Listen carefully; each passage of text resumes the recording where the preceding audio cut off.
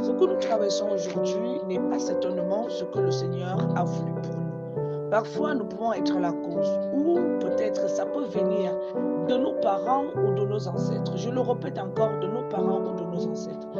Les amis, aujourd'hui, nous traversons certaines situations et nous nous disons peut-être que c'est le Seigneur qui laisse. Non, le Seigneur n'a jamais voulu la douleur de son enfant. Ce sont les hommes qui, la majorité des temps, veulent que certaines choses arrivent à d'autres hommes parce que, vous voyez, nous sommes dans un monde rempli de concurrence et de match vu. Tout le monde veut voir et veut avoir sa part à la manière dont il aimerait voir cela.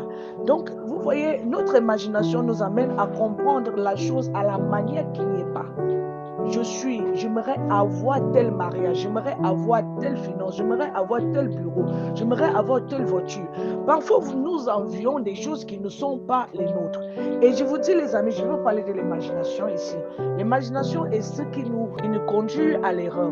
Nous avons comme impression la majorité des temps que quand nous imaginons certaines choses qui doivent nous arriver, dans notre vie et que cela ne nous arrive pas, c'est parce que le destin est contre nous. Ce que tu aimerais avoir et que tu as imaginé cela, peut-être c'est pas ton imagination n'est pas typique de celle de Dieu.